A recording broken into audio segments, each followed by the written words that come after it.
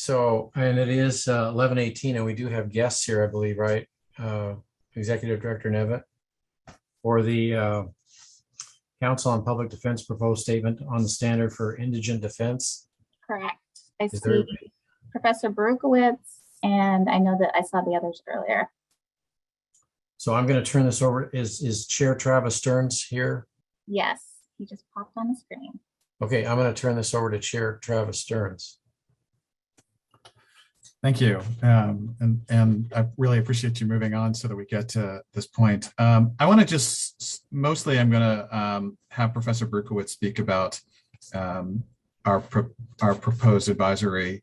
I do want to acknowledge that Jason Schwartz, who's also the vice chair of the council, is here too, and certainly all three of us can answer questions.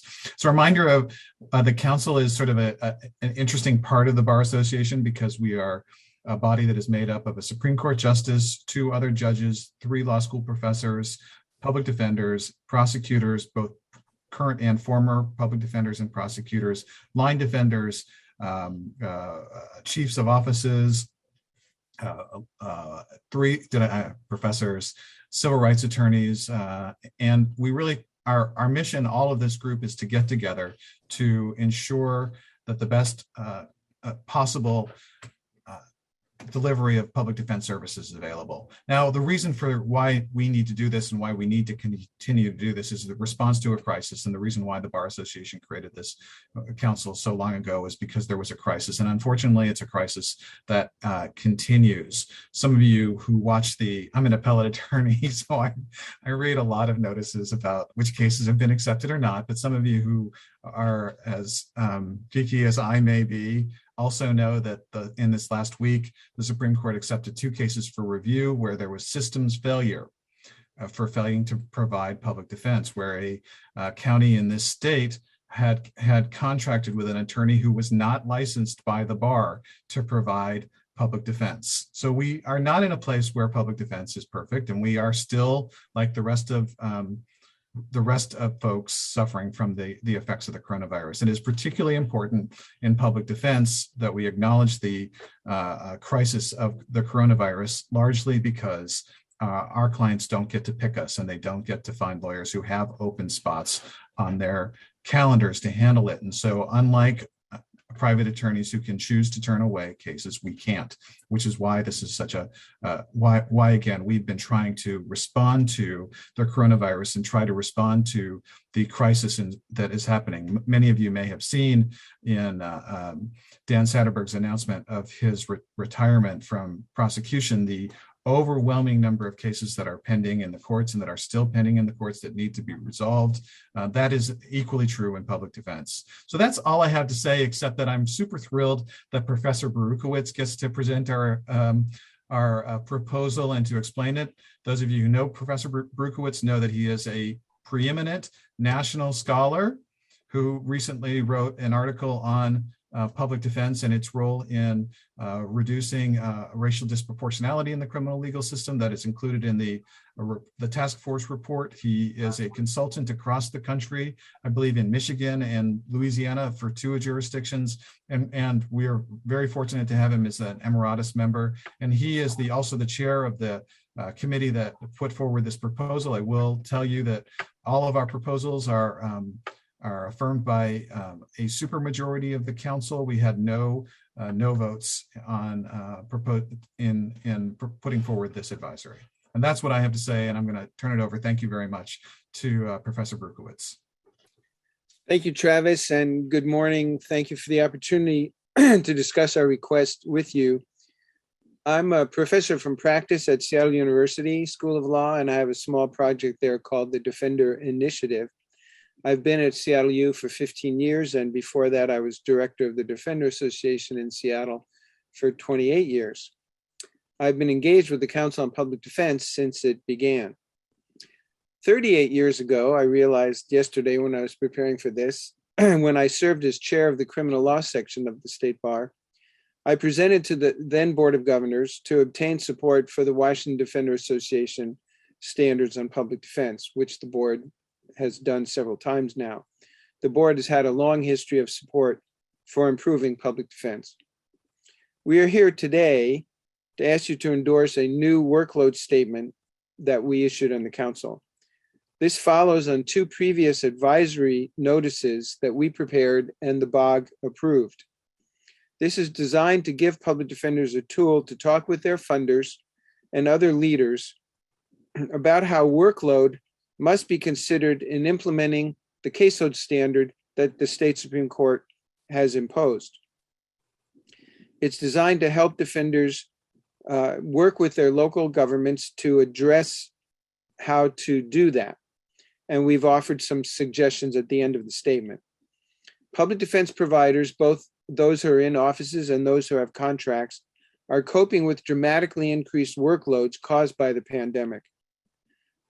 In combination with the advisory notices that the board has earlier approved during the pandemic, this statement relies on the standards required by the Supreme Court rule and on an important ethics opinion from the American Bar Association.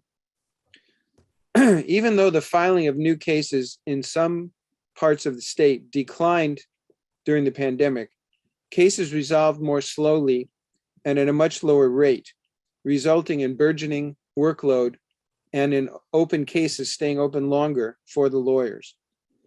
During this pandemic period, prosecutors have tended to prioritize the most serious charges when filing new cases, thereby increasing the complexity of defender workloads. Some prosecutors are filing lower level felonies as misdemeanors, which increases the seriousness of misdemeanor caseloads for the attorneys doing those. During the same period, the rate at which cases have been resolved has significantly decreased. As we indicated in the statement, in 2020, criminal case resolutions decreased by 33%. The adverse impact of delayed resolutions has resulted in increases in the seriousness and the size of pending attorney caseloads. This impact is exacerbated by the problems in some counties of hiring and retaining experienced public defense attorneys. We have learned in discussions that we've had over the past year with defender providers across the state that many lawyers have more than 100 open felony cases. When you think about the challenge of providing ongoing communication and preparation for more than 100 clients, and we realize how many working hours a lawyer can reasonably have every month, the burden is crushing, and the ethical implications are severe. These defenders have told us that having a statement from the State Bar supporting them as they cope with the challenge of representing all these clients would help a great deal with their local governments. There are many ways that local governments can address this situation, and we discussed those in the statement, and we also had discussed them in previous advisories. When workload exceeds a defender or an attorney's capacity, then the attorneys, their offices, can request additional funding. They can decline appointment to new cases, and they can work with others in the legal system to divert and or reduce the number of cases that they're being asked to handle. Together with the emergency notice on implementation of defender standards and the advisory notice that the Board of Governors approved earlier, this statement would provide significant help to both local governments and the defenders they engage to represent people who cannot afford their own lawyers. This statement also allows local folks to develop solutions that work best for their communities. I would be happy to answer questions, and thank you for your consideration.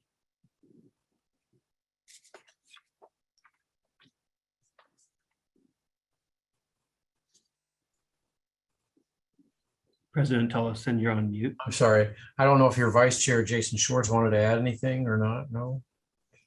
No, but I'm happy to answer questions as they come up. Okay. Any questions for the members of the council that are here today on this?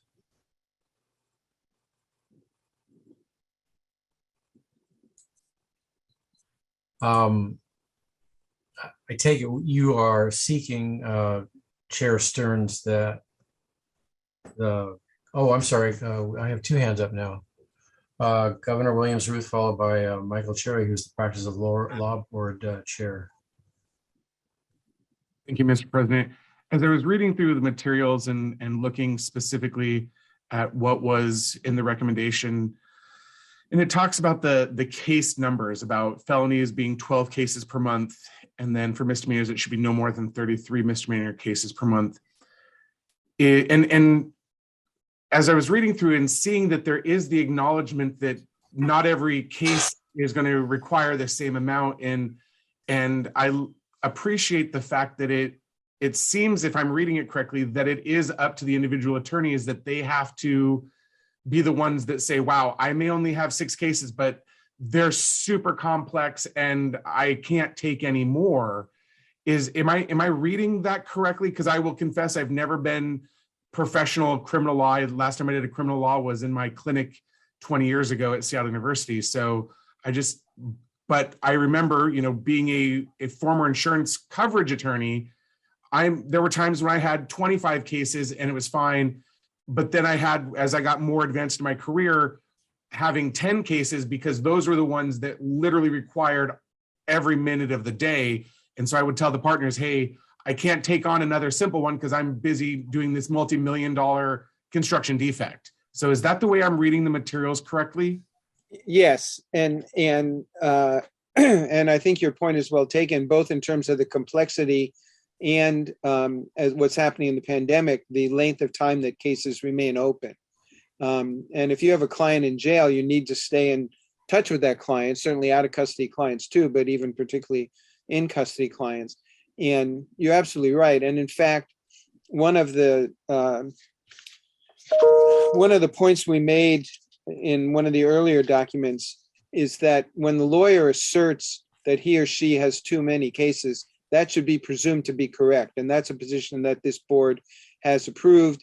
It's one that was implied by a case of State versus Graham, which Chair Stearns knows well. And the Supreme Court has impliedly approved that concept that when the lawyer says, I've got too much work, it's got to stop. It's also part of what the ABA has done in its ethics opinion to say that lawyers should come to their supervisors when they have too much work, and their position should be presumed to be correct. Vice Chair Jason Schwartz, did you want to add something? Yeah, I do. I think it's important to kind of understand the weird and unique dynamics that's occurring because of COVID. One of the things that we're seeing is that prosecutors are conscientiously, very conscientiously, making choices not to file less serious felony cases and misdemeanor cases. We can file them later on when the pandemic is done. So the cases that are coming into the system right now are by and large more serious cases. The kind of situation that, when I was a public defender, I'd have a couple murders and I'd have a bunch of drug cases and a bunch of possession of stolen vehicle cases and a lot of low-level stuff that pled out really fast. But right now, the bulk of what you do is more serious. The percentage of serious cases on your caseload is higher now than it was pre-pandemic. And like Governor Williams-Ruth was saying, that those cases take longer to resolve even on a good day. But when you don't have access to jury trials, which we don't in many jurisdictions right now, those cases don't resolve at all. So not only do you have more serious cases as a volume of your caseload, but they also don't resolve. As public defenders, you can't say no to your cases. They get assigned to you. But this would allow those defenders to tell their boss or their funders, I work for the county and I deal with our conflict panel or contract panel. It would allow them to tell those folks that they are at capacity, that they are essentially going to be ineffective for their clients if they take on more cases. So I think that's kind of that unique dynamic that we're dealing with here. And really, this is a tool to help attorneys who are not deeply knowledgeable about caseload standards to tell their bosses or their contract supervisor what is going on, because they may not feel comfortable doing that all the time. Thanks.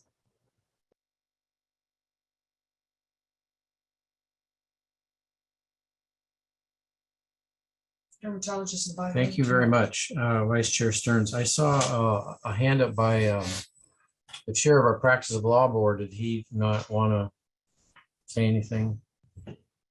No. I think we're up to Governor Adwale.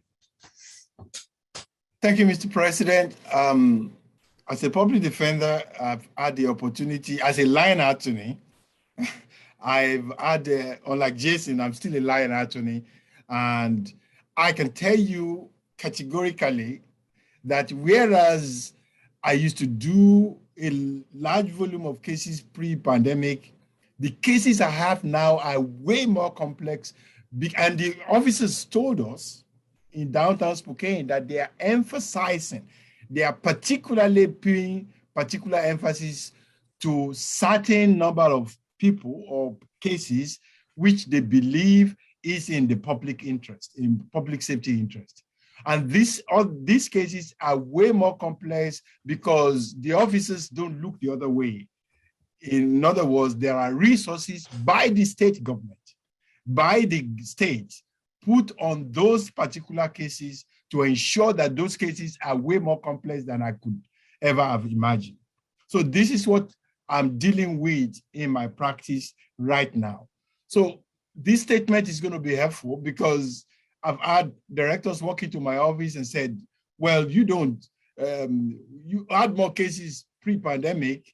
And I'm saying no, because the cases I have now are way more difficult because I'm now spending more time on those cases, whereas I could have resolved those cases within 3 months when I get the case. Now I'm spending almost the entire pandemic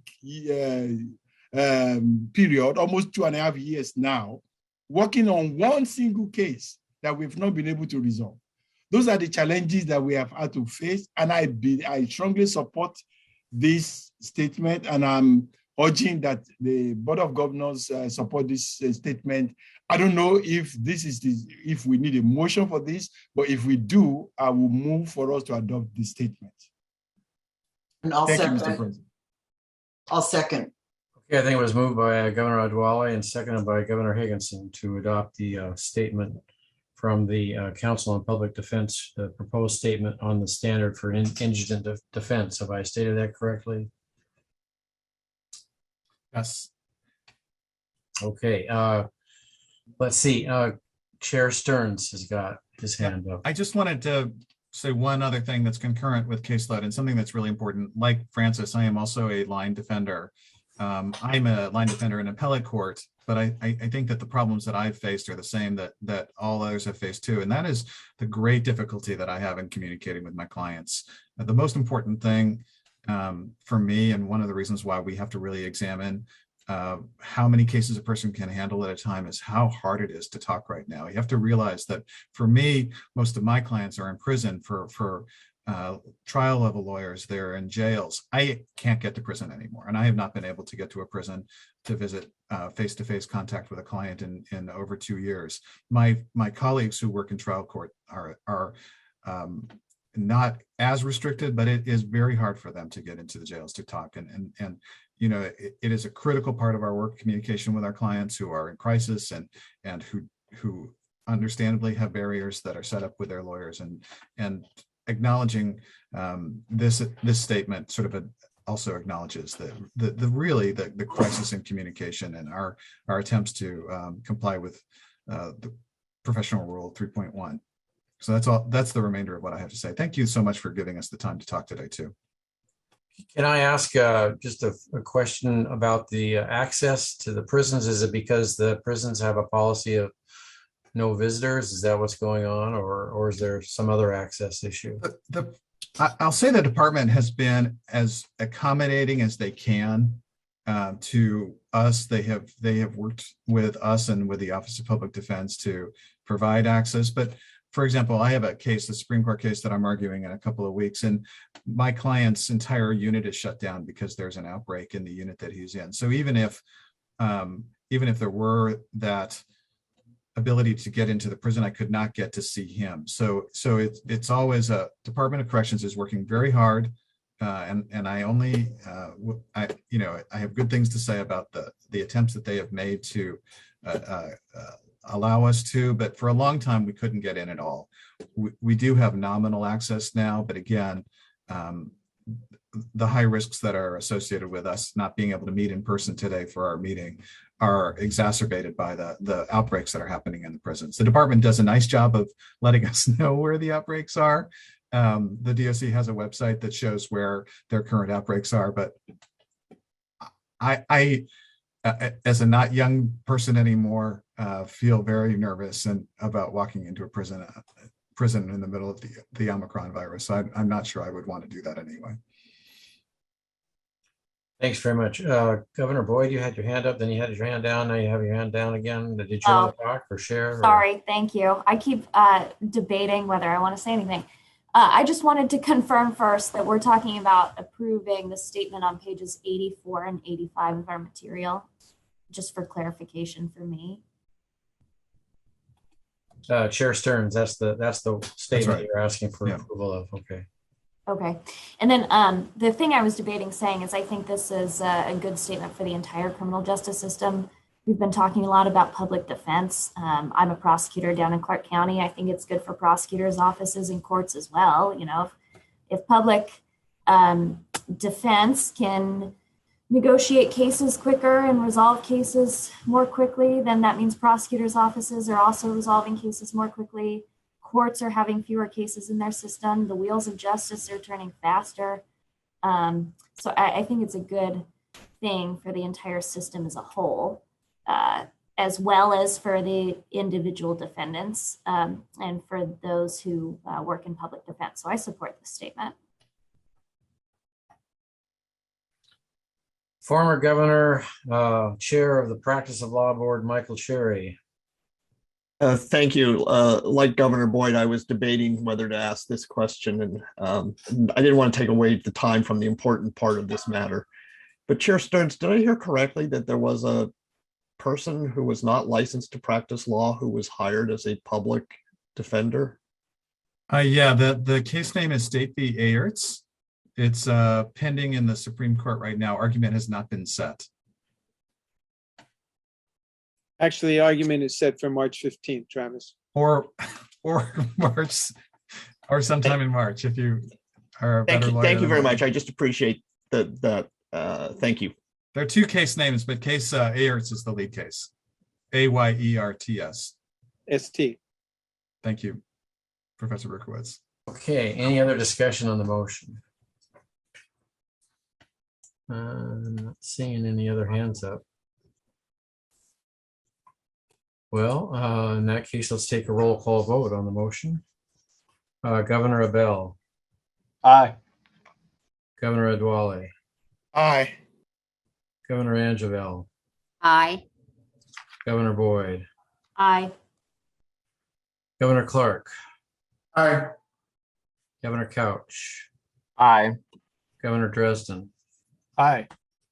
Governor Higginson. Aye. Governor McBride. Governor Peterson. Yes. Governor Pertzer. Aye. Governor Siani.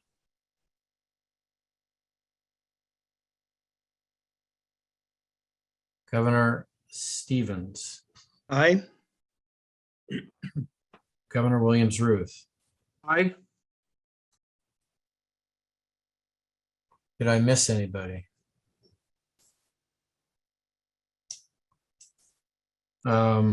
Everybody voted in favor of the motion. Two governors, Governor Siani and Governor McBride, were not present for the vote. So the motion passes. Thank you from the members of the council that are here today, Chair Stearns, Vice Chair Schwartz, and Emeritus Member Bob Berkowitz for this presentation. Really appreciate it. Well, and thank you. I have had the pleasure of making presentations to the board, as I said, for 38 years, and I appreciate the ongoing support of the Board for Public Defense.